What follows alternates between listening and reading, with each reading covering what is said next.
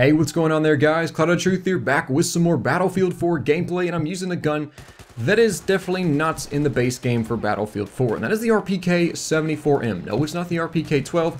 This is a quote-unquote leaked, such a news breaker, everyone make sure that you see this. No, it's not really that. It's just kind of a funny thing that happened recently with the most recent patch on November 14th, if I recall correctly, for Battlefield 4, and that is the fact that the China Rising guns were, I'm assuming accidentally, released along with this kind of connection coding patch that came out just a couple days ago, or a few days ago, which actually for me has done more harm than good in terms of my own performance, but that's just a side of that, doesn't really matter. But some weapons were were released, I guess you could say, with this patch, but they weren't, I guess, officially released, because you go on battle log and there is no any kind of inkling that these weapons even exist, except for the fact that at the end of a round, you can go to your assignments page if you've made some progress on this any particular assignment regarding these guns, and it will show you how close you are to unlocking them. And I was kind of really skeptical and just, what in the world is going on here type of thing when I saw those, but it turns out that you can actually unlock these weapons and begin to use them in game.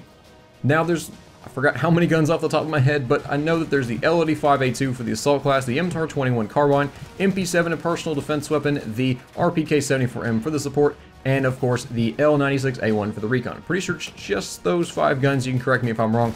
But, and then we also got some UAV type of gadgets, which I'm not going to talk about or cover in this video because it's mainly going to be about the RPK. I'm just going to cover real briefly how to unlock it and then give my very rough, kind of just really raw initial thoughts of this gun. I'm not going to review it because I can't review a gun that I haven't used very much. That just doesn't make sense. So, but real quick, let's go into how to unlock the RPK-74M. To unlock the RPK-74M, all you have to do is get 3 light machine gun ribbons and 1 kill with the mortar. Pretty self-explanatory, and you can stretch that out over 1 match or 100, depending on how long you wish to drag this assignment out for and put yourself through all that torture. And this is some ridiculously fail hip fire. Thankfully I have the QSZ or whatever the name of this pistol is. It is flat out amazing. I absolutely love this little booger. It's got just a ridiculous fire rate and a lot of fun to use. But getting back on point here.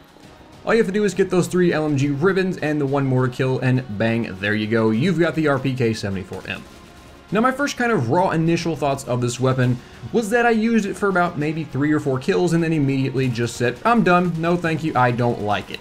Yeah, that's really premature. But that's kind of my really raw thoughts on the gun. It was just, no, I just didn't like it. It's funny because you look at the RPK and the few stats that there exist for this gun just through the in-game stats you can see on the page. And that is the fact that the fire rate is the same as the RPK-12 and only 100 RPM faster, or 10, excuse me, not 100, 10 RPM faster than the Ultimax 100 and 600 RPM.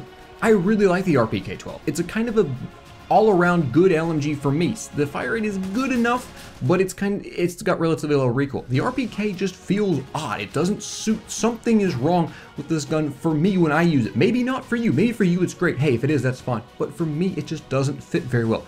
But I don't have hardly any attachments for it, and that's what I'm going to make real important and put a huge emphasis on this. I haven't used this gun very much. A lot of people review guns they haven't used, and it's kind of hard to explain things, and that's what I'm trying to portray to you all.